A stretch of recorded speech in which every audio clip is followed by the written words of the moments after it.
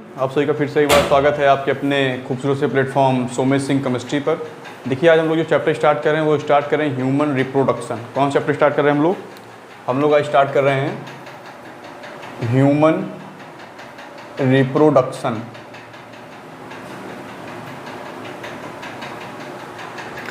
सबसे पहले आपको पता होना चाहिए कि रिप्रोडक्शन क्या होता है। तो एक सिंपल वर्ड में मैं कहूँ तो अपने ऑफस्प्रिंग बनाने की मतलब अपने नेक्स्ट जनरेशन बनाने की जो प्रक्रिया होती है, जो प्रोसेस होता है, उसको हम क्या बोलते हैं, रिप्रोडक्शन।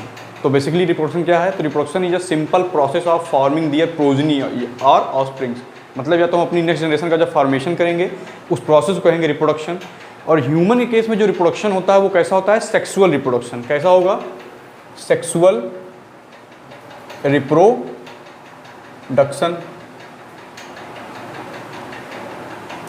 अब देखिए सेक्सुअल रिप्रोडक्शन के कुछ फीचर्स हैं जो हमें पता होने चाहिए। सेक्सुअल रिप्रोडक्शन के कुछ फीचर्स हैं जो हमें पता होना चाहिए। इसकी क्या नीड है, क्या क्या प्रोसेस इसमें होंगे, उसका मैं एक आपको शॉर्ट व्यू देता हूं। तो सबसे पहली नीड है, फर्स्ट जो नीड है यहाँ पर, वो होना चाहिए रिप्रोडक्टिव ऑर्गन्स। क्या होने चाहिए? Reproductive organs. सबसे पहली जो नीड है सेक्सुअल रिप्रोडक्शन की वो है रिप्रोडक्टिव ऑर्गन्स। आपके पास ऐसे ऑर्गन्स हो जो गैमीट का फॉर्मेशन कर सकें। किसका फॉर्मेशन कर सकें? गैमीट का फॉर्मेशन कर सकें। अगर मैं कहूं कि गैमीट्स क्या होते हैं, तो गैमीट्स आपकी बॉडी की रिप्रोडक्टिव सेल्स हैं। क्या है आपकी बॉडी की? रिप्रोडक्टिव सेल्स हैं जो फ्यूज करके जाइगोट बनाती हैं, जो फ्यूज करके जाइगोट बनाती हैं। तो नीड में हमने पहले लिखा कि रिप्रोडक्टिव ऑर्गन्स होने चाहिए। दूसरा क्या है कि फॉर्मेशन ऑफ गैमीट होना चाहिए। क्या होना चाहिए? फॉर्मेशन ऑफ गैमीट होना चाहिए। तीसरा मैं यहाँ पर बात करूँ तो फर्टिलाइजेशन होना चाहिए। क्या होना चाहिए? फर्टिलाइजेशन होना चाहिए। और चौथा है तो आपका जाइगोट डेवलप होके एम्ब्रियो में बदले। तो ये चारों चीज़ें क्या हैं? ये है नीड। ये क्या है? हमारी नीड है।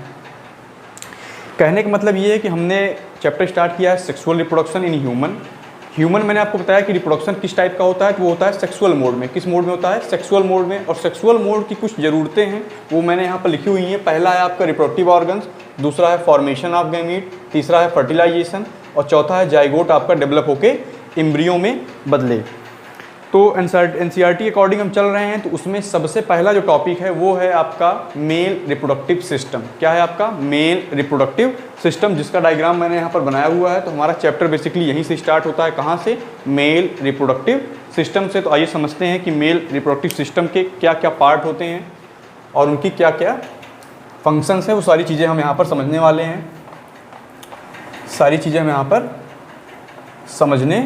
हैं। तो आप लोग हेडिंग लगाएंगे male reproductive system. Male reproductive system. आपका जो मेल रिप्रोडक्टिव सिस्टम है वो बेसिकली दो पार्ट से बना हुआ होता है। मेल रिप्रोडक्टिव सिस्टम आपका बेसिकली दो पार्ट से बना हुआ होता है। पहला पार्ट होता है आपका प्राइमरी सेक्स ऑर्गन। क्या होता है पहला पार्ट? प्राइमरी सेक्स ऑर्गन, ये है इसका पहला पार्ट। और सेकंड पार्ट इसका होता है secondary sex organ. Secondary sex organ. अब दोनों चीज़ों को हमें समझना है कि प्राइमरी में हमारे कौन कौन से पार्ट आएंगे और सेकेंडरी में हमारा क्या क्या आएगा। तो प्राइमरी में अगर मैं बात करूं तो प्राइमरी सेक्स ऑर्गन में आप क्या आएंगे? टेस्टिस। क्या आएगा आपका? टेस्टिस। प्राइमरी में आपका टेस्टिस आएगा। और सेकेंडरी सेक्स ऑर्गन में बात करूं तो आपका रीटे टेस्टिस, वासा इफ्रेंसिया, इपीडिडाइमिस, वास डिफरेंस, सेमिनल वेसाइकल। और मैं यहाँ पर बात करूँ तो प्रोस्टेट ग्लैंड,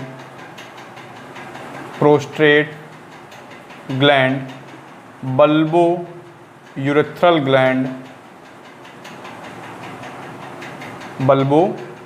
ग्लैंड, ये आपके होते हैं सेकेंडरी सेक्स ऑर्गन। और प्राइमरी सेक्स ऑर्गन में केवल आपका टेस्टिस होता है। प्राइमरी सेक्स ऑर्गन में केवल आपके टेस्टिस होता है। और सेकेंडरी सेक्स ऑर्गन में जो जो चीज़ें मैं यहाँ पर मैंने मेंशन की हुई हैं rete testis, vasa efferentia, epididymis, vas deferens, seminal vesicle, prostate gland और बल्बो यूरेथ्रल ग्लैंड। एक एक चीज़ पे हमें यहाँ पर डिटेल में चर्चा करनी है। तो सबसे पहले हम बात करते हैं टेस्टिस की। तो देखिए जो मेजर डिफरेंस है आपका प्राइमरी और सेकेंडरी सेक्स ऑर्गन में वो ये है कि प्राइमरी सेक्स ऑर्गन आपका फॉर्मेशन ऑफ गैमीट करता है। ये बात आपको नोट कर लेनी है कि प्राइमरी सेक्स ऑर्गन में ही आपका क्या होता है, फॉर्मेशन ऑफ गैमीट। तो यहाँ पर आप लिखेंगे कि it involves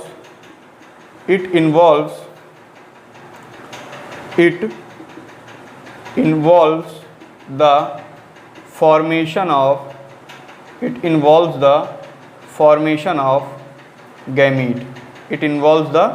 formation of gamete। Gamete का फॉर्मेशन केवल आपके प्राइमरी सेक्स ऑर्गन में ही होंगे, सेकेंडरी में आपको गैमीट का फॉर्मेशन होता हुआ नहीं दिखेगा। तो आपका जो सेकेंडरी सेक्स ऑर्गन ये क्या करेगा, ये हेल्प करेगा किसमें, गैमीट के प्रोडक्शन में।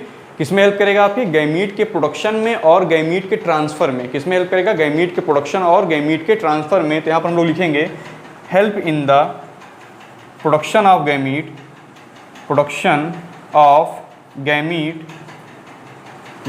And fusion of gamete. ये आपको यहाँ पर इसका फंक्शन याद रखना है। तो सबसे पहले हमने बात क्या किया कि जो आपका मेल रिप्रोडक्टिव सिस्टम है वो दो पार्ट से बना हुआ होता है। किससे, प्राइमरी सेक्स ऑर्गन और सेकेंडरी सेक्स ऑर्गन से। प्राइमरी सेक्स ऑर्गन का जो बेसिक पार्ट है वो है आपका टेस्टिस। टेस्टिस क्या करता है, तो टेस्टिस करेगा फॉर्मेशन ऑफ गैमीट। ये चीज़ आपको भूलनी नहीं है। सेकेंडरी सेक्स ऑर्गन बेसिकली क्या करता है, तो ये करता है आपका हेल्प करता है प्रोडक्शन में, किसके, गैमीट के प्रोडक्शन में और उनके फ्यूजन में हेल्प करता है। कौन, आपका सेकेंडरी सेक्स ऑर्गन। इसमें क्या क्या आता है, तो आपका आएगा rete testis, vasa efferentia, epididymis, vas deferens, seminal vesicle, prostate gland, bulbourethral gland. ये सारे आपके कहाँ पर आते हैं, ये सारे आपके आते हैं कहाँ पर, ये आते हैं आपके सेकेंडरी सेक्स ऑर्गन में। अब देखिए यहाँ पर जो आपका डायग्राम बना हुआ है उसमें सबसे पहले आपको यहाँ पर एक टेस्टिस मैंने मेंशन किया हुआ है, जो नंबर में कितने हैं, 2 हैं। नंबर में आपके 2 हैं। एपिडिडाइमिस यहाँ पर हमने मेंशन किया हुआ है। वास डिफरेंस यहाँ पर आप देख पा रहे हैं। यहाँ पर seminal vesicle, prostate gland, bulbourethral gland. जो मेजर पार्ट है आपके मेल रिप्रोडक्टिव सिस्टम का वो मैंने यहाँ पर इस डायग्राम में बनाया हुआ है। आप एक एक करके उनकी लोकेशंस पे आप एक बार देख लीजिए। इसके बाद हम डिटेल में यहाँ पर एनालिसिस करेंगे। सबसे पहले हम लेंगे टेस्टिस। सबसे पहले हम लोग क्या लेंगे, टेस्टिस। तो यहाँ पर हम लोग सबसे पहले टेस्टिस के बारे में बात करने वाले हैं।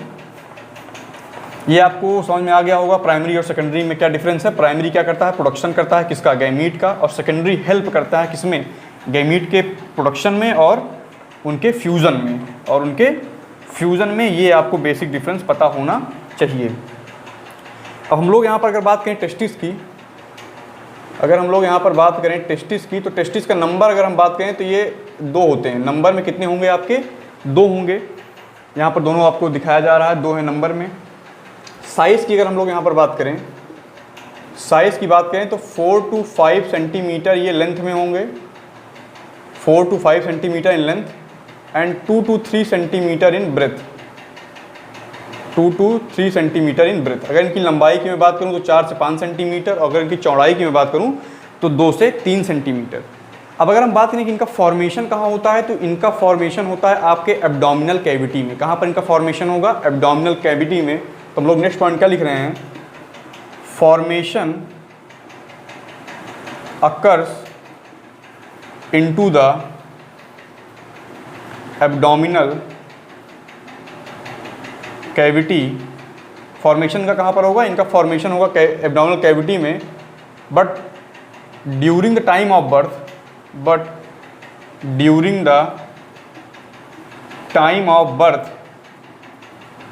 they migrate from abdominal region to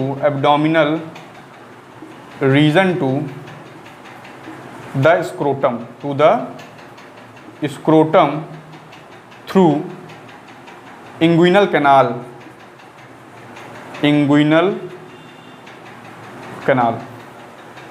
देखिए मैंने आपको क्या बताया कि इनका फॉर्मेशन कहाँ पर होगा, तो इनका फॉर्मेशन एब्डोमिनल कैविटी में होगा, मतलब आपके पेट वाले रीजन में इनका फॉर्मेशन होता है। लेकिन जब आपकी बर्थ हो रही होती है तो ये वहाँ से माइग्रेट करके कहाँ पर आ जाते हैं, स्क्रोटम में आ जाते हैं। कहाँ पर आ जाते हैं, स्क्रोटम में आ जाते हैं। किस रास्ते से?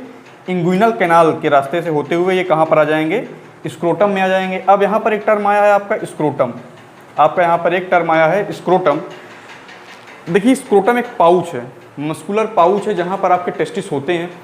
स्क्रोटम आपके बॉडी के बाहर होता है, बिलो द एब्डोमिनल कैविटी होता है। कारण ये है कि जो आपका स्पर्मेटोजेनेसिस है, जो स्पर्म बनने का प्रोसेस है, वो एक टेम्परेचर सेंसिटिव प्रोसेस है। कैसा प्रोसेस है?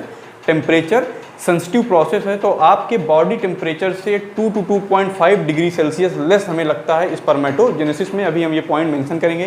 पहले यहाँ पर हमने जो बातें की हैं उस पर एक बार गौर कर लेते हैं कि टेस्टिस का नंबर क्या है। तो टेस्टिस 2 है नंबर में। साइज़ क्या है? तो आपका 4.5 centimetre in length and 2.3 centimetre in breadth. ये हमने नंबर, साइज़। अब इनका फॉर्मेशन हम समझ लेते हैं कहाँ पर इनका फॉर्मेशन होता है। तो इनका फॉर्मेशन कहाँ होता है? Formation occur into the abdominal cavity, but during the time of birth they migrate from abdominal region to the scrotum through inguinal canal. अब देखिए कभी कभी क्या होता है कि आपके टेस्टिस जो एब्डोमिनल कैविटी में बने हैं वो स्क्रोटम में नहीं आ पाते, वो स्क्रोटम में नहीं आ पाते। उस सिचुएशन को हम लोग बोलते हैं अनडिसेंडेंट टेस्टिस। क्या बोलते हैं? Undescended testis. Undescended testis, undescended testis. इस कंडीशन में क्या होता है कि आपका जो टेस्टिस है वो माइग्रेट नहीं कर पाता, वो माइग्रेट नहीं कर पाता। कहाँ से? एब्डोमिनल रीजन से माइग्रेट करके कहाँ नहीं आ पाता? स्क्रोटम में। इस कंडीशन में प्रॉपर डेवलपमेंट टेस्टिस का नहीं हो पाएगा। ये ये क्या है कि आपकी एक इमरजेंसी है, मेडिकल इमरजेंसी कंडीशन है जहाँ पर आपका टेस्टिस माइग्रेट करके नहीं आ पा रहा है एब्डोमिनल कैविटी से स्क्रोटम में। इसका एक दूसरा नाम है क्रिप्टो ऑर्किडिज्म। क्रिप्टो ऑर्किडिज्म, क्रिप्टो ऑर्किडिज्म बोलते हैं इस कंडीशन को। तो ये एक मेडिकल इमरजेंसी है, इसको आप लोग याद रखेंगे। अनडिसेंडेंट टेस्टिस क्या होता है? जब आपका टेस्टिस जो एब्डोमिनल कैविटी में बना है वो माइग्रेट करके स्क्रोटम में ना आ पाए। अब हम लोग इसके बाद क्या बात कर रहे थे? तो इसके बाद हम लोग बात कर रहे थे स्क्रोटम के बारे में कि स्क्रोटम आपका क्या होता है, उस पर हम यहाँ पर थोड़ी सी चर्चा कर लेते हैं। यहाँ पर हम लोग स्क्रोटम के बारे में चर्चा कर लेते हैं, फिर लौट कर आएंगे टेस्टिस के बारे में कुछ और बातें करेंगे।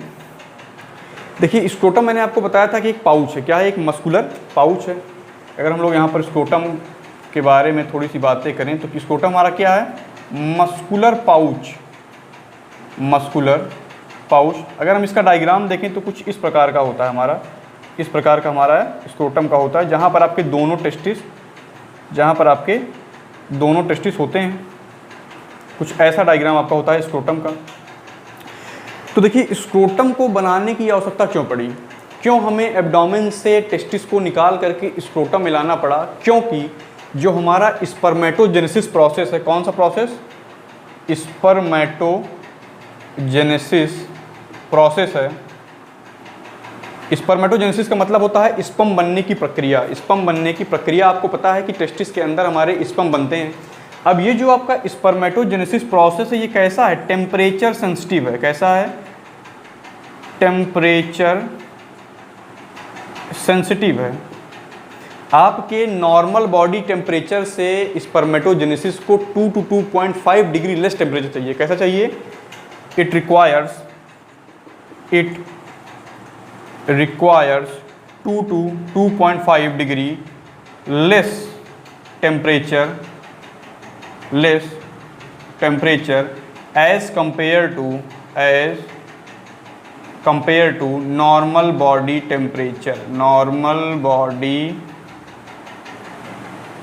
टेम्परेचर। इस पॉइंट को आप यहाँ पर स्टार मार्क करेंगे। यहाँ से आपके लिए क्वेश्चन बनते हैं कि क्यों हमें स्क्रोटम बनाने की आवश्यकता पड़ी, नेचर ने क्यों स्क्रोटम बनाया, और जो एब्डोमेन में टेस्टिस बन रहा था उसको माइग्रेट करके हमें स्क्रोटम में क्यों लाना पड़ा? हमारी मजबूरी रही होगी तभी तो ला रहे हैं। ला इसलिए रहे हैं कि अगर वो टेस्टिस आपका एब्डोमिनल रीजन में रहेगा तो वहाँ पर स्पर्मेटोजेनेसिस प्रोसेस अफेक्ट होगी। क्यों अफेक्ट होगी? क्योंकि वहाँ टेम्परेचर उसके लिए सुटेबल नहीं है, क्योंकि हमें तो टेम्परेचर चाहिए नॉर्मल बॉडी टेम्परेचर से 2 to 2.5 डिग्री लेस। अब हमें 2 to 2.5 डिग्री लेस चाहिए। इसका मतलब ये है कि हमने क्या किया? हमने एक काम किया कि हमने टेस्टिस को बाहर रख दिया बॉडी के। हमने टेस्टिस को बॉडी के बाहर रख दिया एक पाउच में, स्क्रोटम में। अब वहाँ पर उसे सुटेबल टेम्परेचर मिल रहा है। किसके लिए? स्पर्मेटोजेनेसिस के लिए। क्योंकि आप बहुत टेस्टिस बना लें, अगर उसमें स्पर्म का फॉर्मेशन ही नहीं हो रहा है तो वो कैसा हो जाएगा? वो नॉन फंक्शनल हो जाएगा, हमारे लिए उसकी कोई वैल्यू नहीं रह जाएगी। अब यहाँ पर क्या हो रहा है कि यहाँ पर उसको बॉडी टेम्परेचर मिल रहा है, कितना मिल रहा है 2 to 2.5 degree less than normal body temperature. यही हमारी नीड थी, इसलिए हमको स्क्रोटम बनाना पड़ा।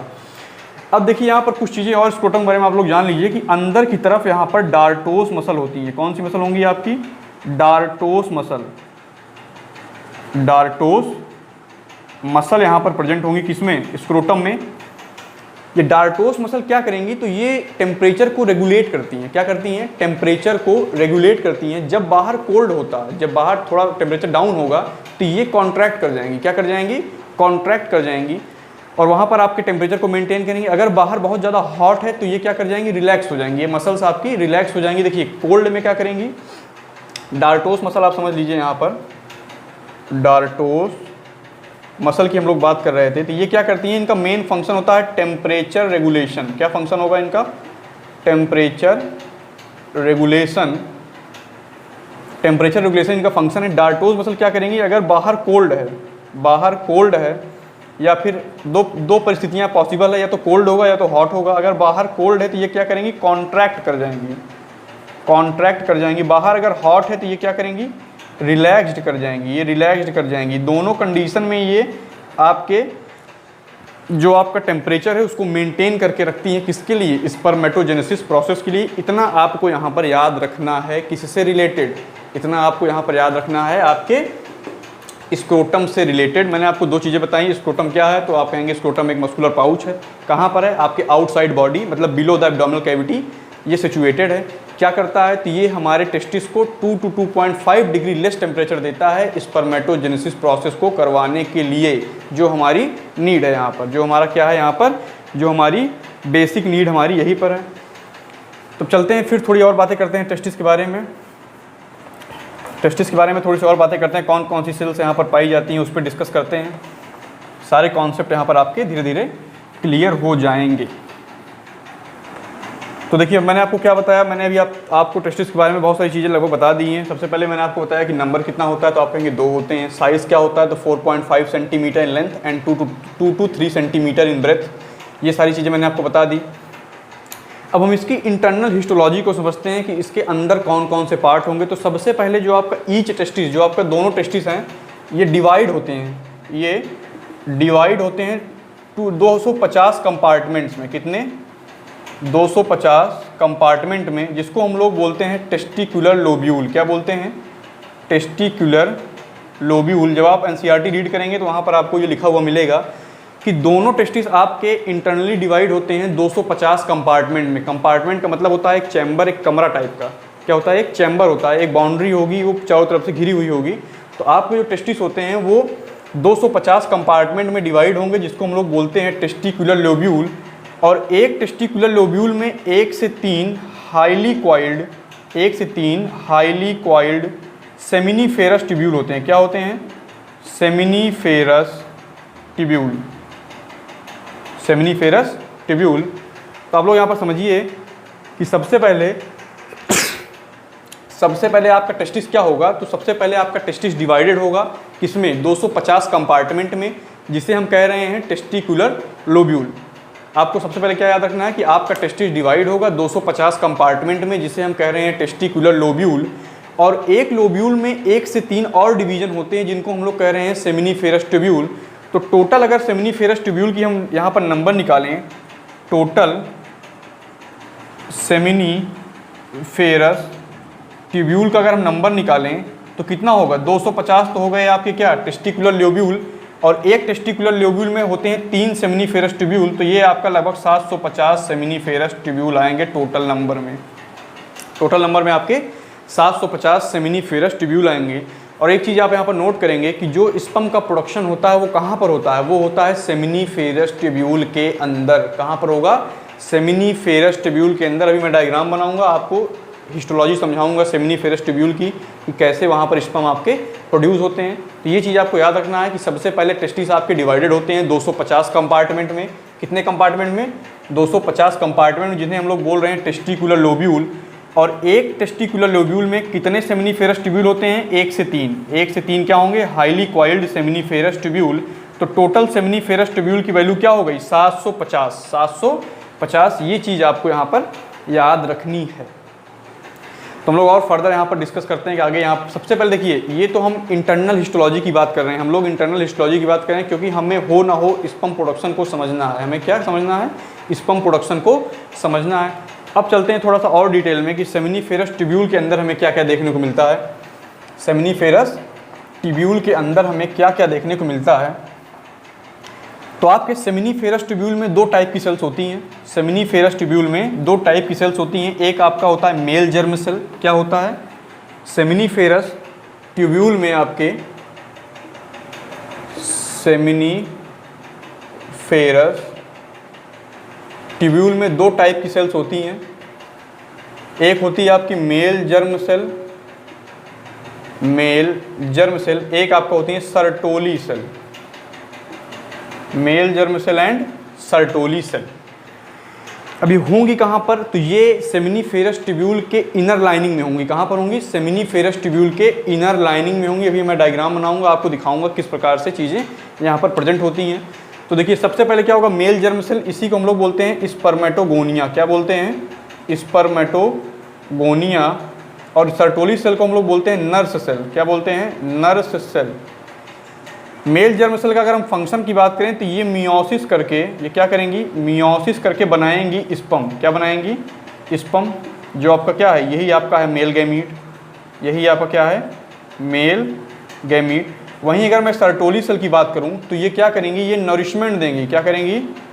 नरिशमेंट प्रोवाइड करेंगी। किसको? नरिशमेंट प्रोवाइड करेंगी,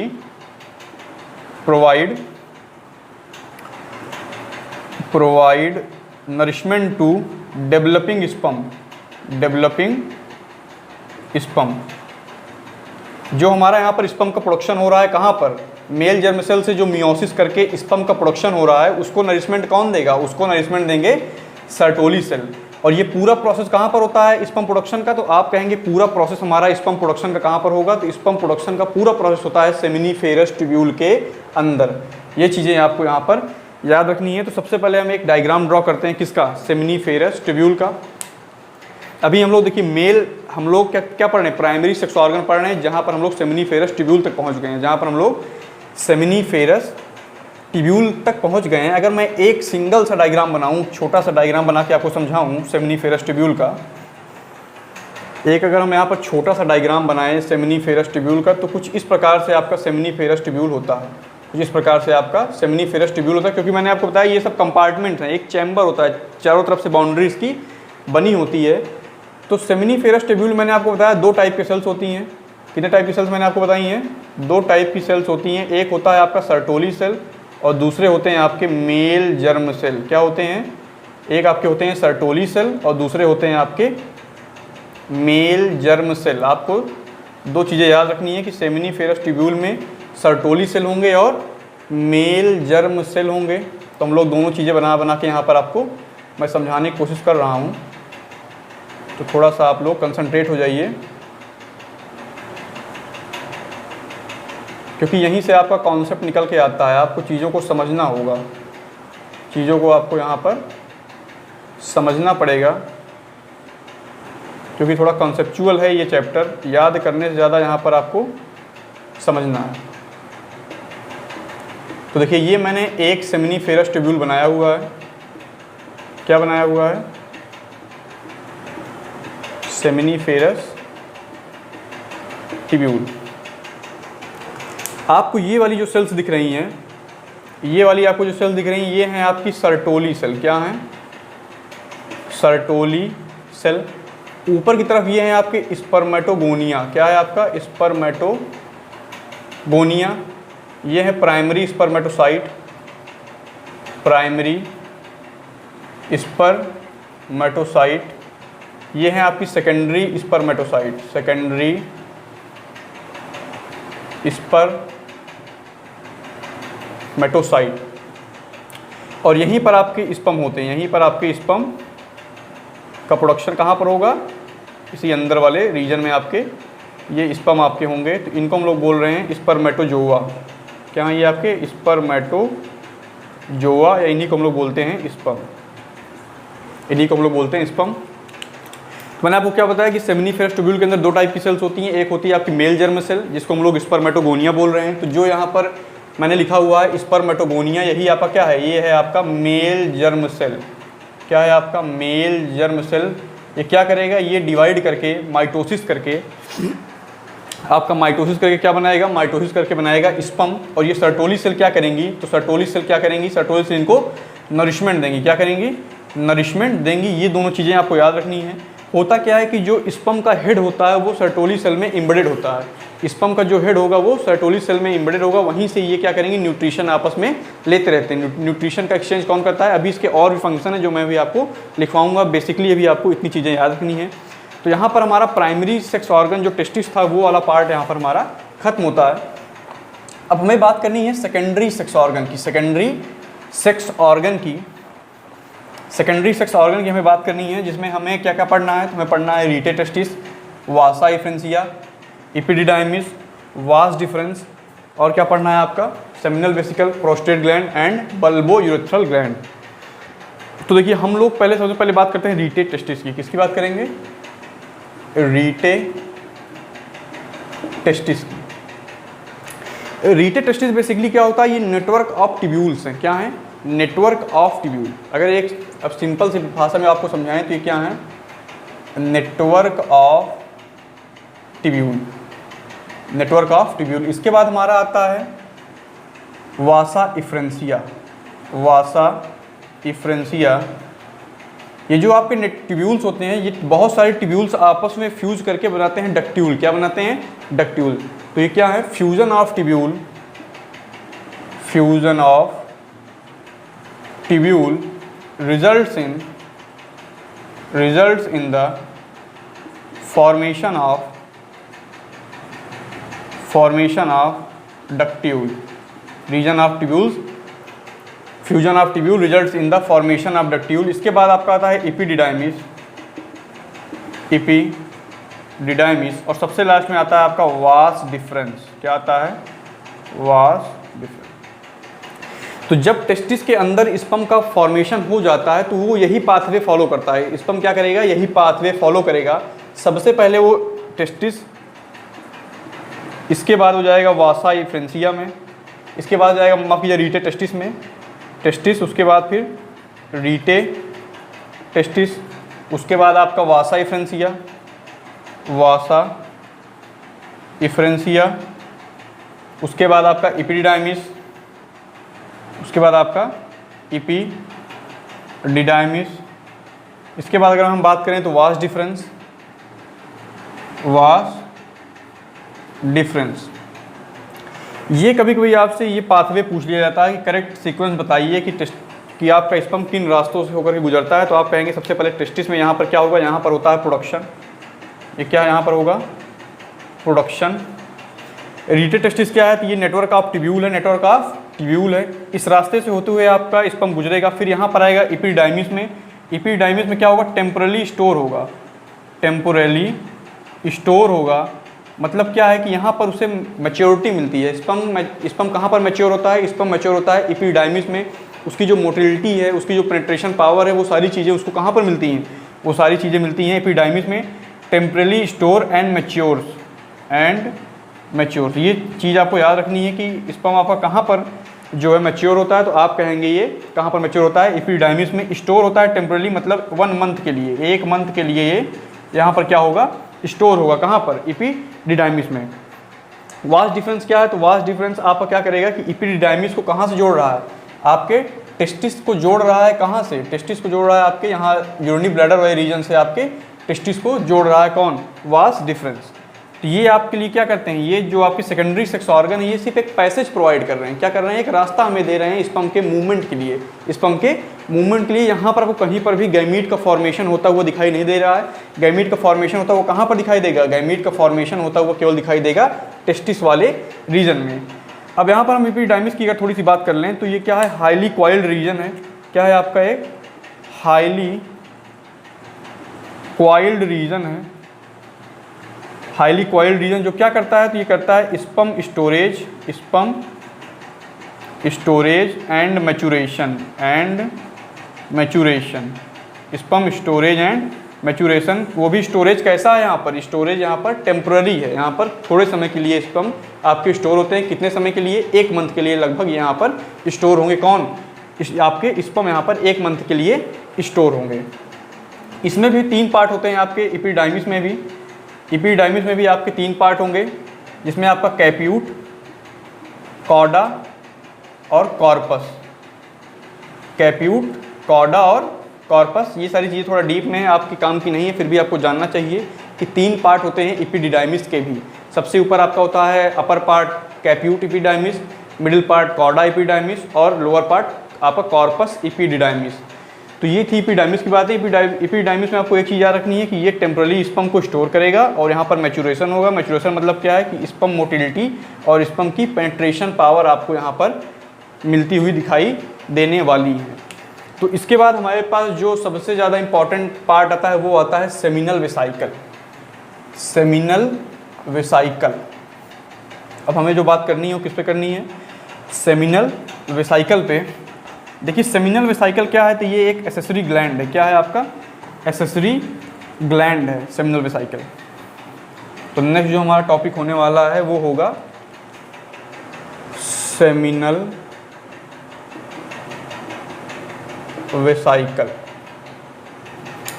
अगर इसके हम नंबर की बात करें तो कितने नंबर में होगा, ये होगा 2 इन नंबर, 2 होगा नंबर में, 2 इन नंबर में। पोजीशन की बात करें, पोजीशन की बात करें तो डॉर्सोलेटरल, डॉर्सोलेटरल इन डॉर्सोलेटरल पोजीशन यूरिनरी ब्लैडर के पास, यूरिनरी ब्लैडर मतलब ये कहाँ पर होगा, इसकी position dorsolateral to urinary bladder.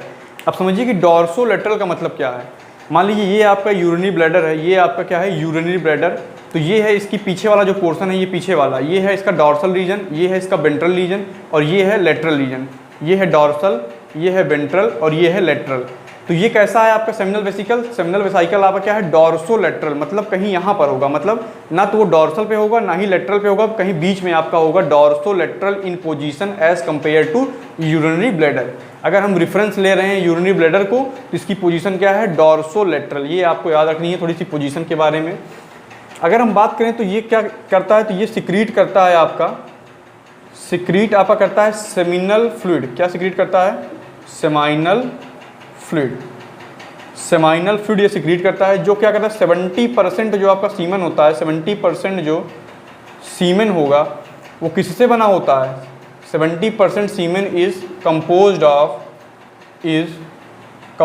Of seminal fluid. Seminal fluid जो हम आप इजेकुलेट करते हैं वो आपका स्पर्म नहीं इजेकुलेट करते हैं, हम आप सीमेन इजेकुलेट करते हैं। सीमेन क्या होता है, sperm plus secretion of accessory gland. अभी मैं आपको आगे समझाऊंगा कि सीमेन आपका क्या होता है। अभी आप इतना समझिए कि जो 70% सीमेन होता है वो किसका बना होता है, सेमाइनल फ्लूइड का। इस सेमाइनल फ्लूइड में क्या क्या पाए जाते हैं, तो अगर हम उसकी बात करें कि सेमाइनल फ्लूइड में क्या पाया जाता है, तो सेमाइनल फ्लूइड में आपका पाया जाता है फ्रक्टोज। क्या पाया जाता है, फ्रक्टोज। और यहाँ पर फिब्रिनोजन पाए जाएंगे, फिब्रिनोजन पाए जाएंगे, प्रोस्टाग्लैंडिन पाया जाएगा, प्रोस्टाग्लैंडिन यहाँ पर मिलेगा आपको, और यहाँ पर आपको मिलेगा सिट्रिक एसिड। लेकिन हमारे लिए जो सबसे काम की चीज़ है वो है फ्रक्टोज। फ्रक्टोज क्या है, ये है फ्यूल ऑफ स्पर्म।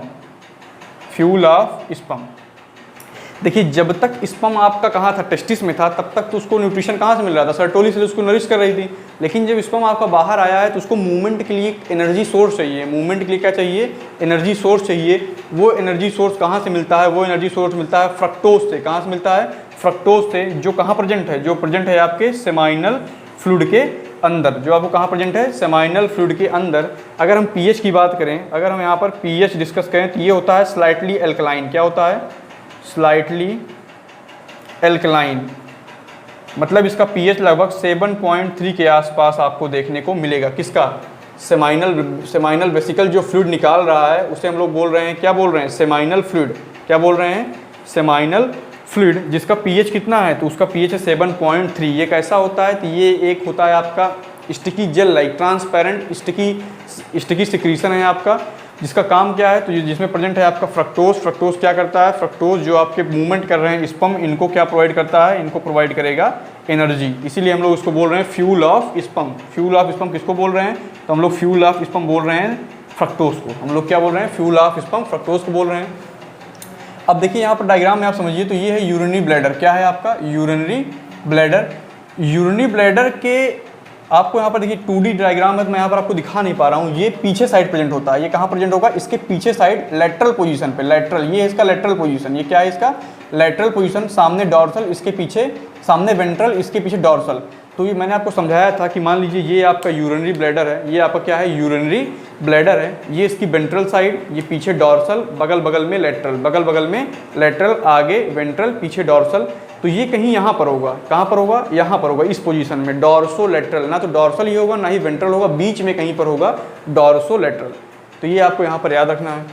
अब सेमिनल वेसिकल के बाद हमें बात करनी है प्रोस्टेट ग्लैंड की। किसकी बात करनी है हमें, प्रोस्टेट ग्लैंड की।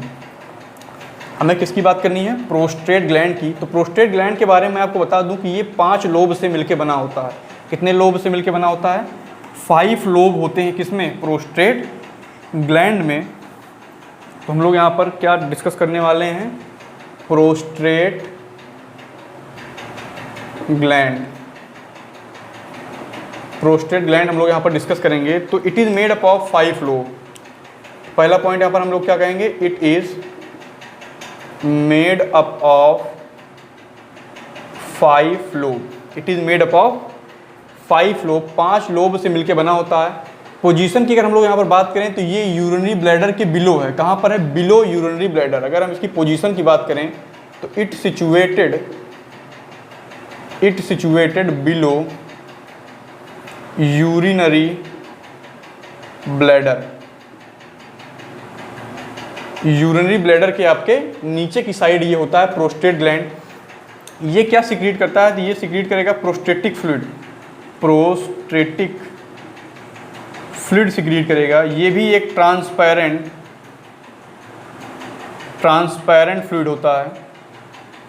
ट्रांसपेरेंट फ्लूइड होगा। अगर मैं इसकी फंक्शन की बात करूँ तो ये स्पर्म के एक्टिवेशन में हेल्प करता है। किस में हेल्प करेगा, स्पर्म के एक्टिवेशन में हेल्प करेगा।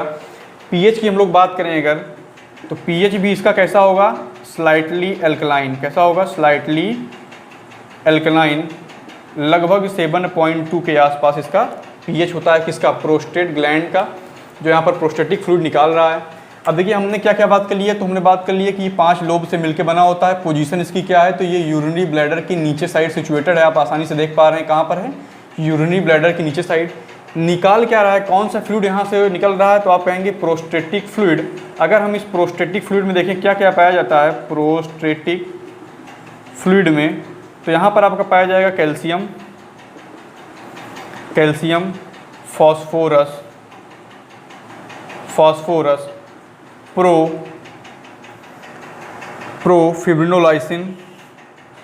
फिब्रिनोलाइसिन। ये सारी चीज़ें अभी कहाँ पर पाई जाएंगी, प्रोस्टेटिक फ्लूइड में। देखिए होता क्या है कि जब आपका सेमिनल फ्लूइड और प्रोस्टेटिक फ्लूइड आपस में मिलते हैं तो कोगुलेट कर जाते हैं। क्या कर जाएंगे, कोगुलेट कर जाएंगे। उनके कोगुलेशन से क्या होगा, तो उनके कोगुलेशन से स्पर्म वहाँ पर आसानी से मूव नहीं कर पाएगा। स्पर्म वहाँ पर आसानी से मूव नहीं कर पाएगा, तो जिससे स्पर्म की एनर्जी कंजर्व होती है, अब आप समझिए कि सेमिनल फ्लूइड जो है आपका, seminal fluid plus prostatic fluid आपस में मिलके कोगुलेशन बनाते हैं। एक कोगुलेट फ्लूइड बनाएंगे, मतलब एक गाढ़ा फ्लूइड बना देंगे। इस गाढ़े फ्लूइड में स्पर्म आसानी से मूव नहीं कर पाएंगे, जिससे स्पर्म की एनर्जी कंजर्व होती है। तो अगर आपसे पूछा जाए कि स्पर्म की एनर्जी कैसे कंजर्व होगी, तो आप बताएंगे कि प्रोस्टेटिक फ्लूइड और सेमिनल फ्लूइड मिल करके कोगुलेट करके एक फ्लूइड बनाएंगे जिसमें स्पर्म आसानी से मूव नहीं कर पाएंगे। तो अगर इसका हम फंक्शन यहाँ पर लिखें, अगर प्रोस्टेट ग्लैंड का फंक्शन हम यहाँ पर लिखें, तो ये क्या करेगा, it helps in the conservation of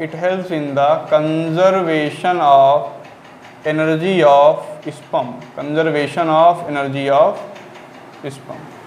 sperm की एनर्जी को कंजर्व करने में इसका एक मेजर रोल रहता है। किसका? प्रोस्टेट ग्लैंड का।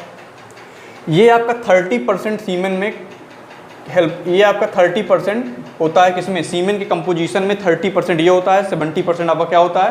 तो 70% आपका होता है सेमिनल फ्लूइड, 70% आपका सेमिनल फ्लूइड होगा और 30% क्या होगा? 30% आपके प्रोस्टेट ग्लैंड जो आपका सिक्रीट कर रहा है प्रोस्टेटिक फ्लूइड, वो होता है 30%। अब लास्ट में हमारा एक बचता है बल्बो यूरेथ्रल ग्लैंड।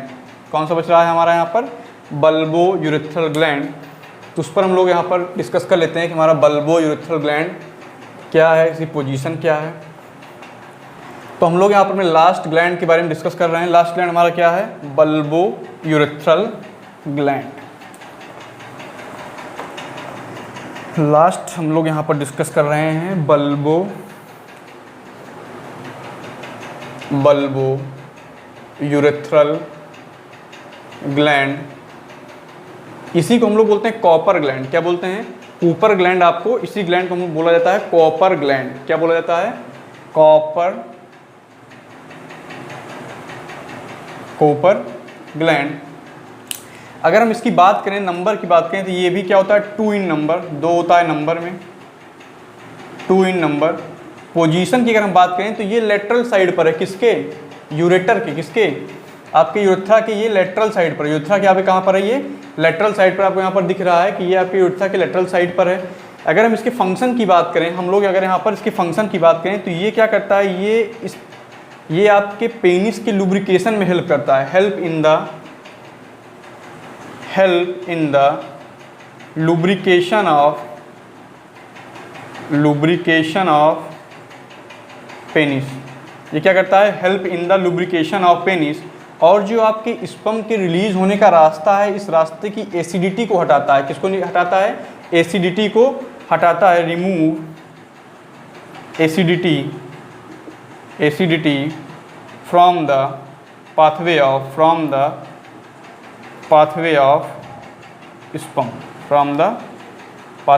स्पर्म। तो ये सारी बातें आपकी थी मेल रिप्रोडक्टिव सिस्टम से रिलेटेड। सारी चीज़ें मैंने आपको समझा दी।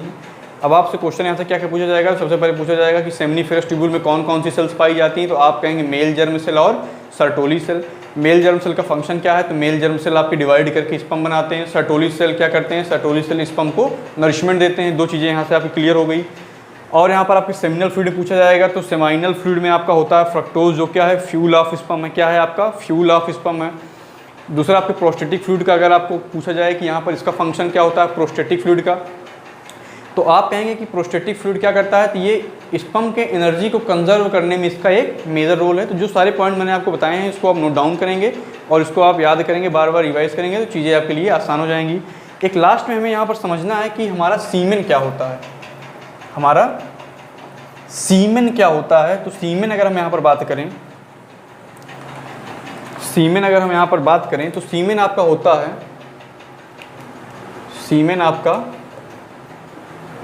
है, स्पर्म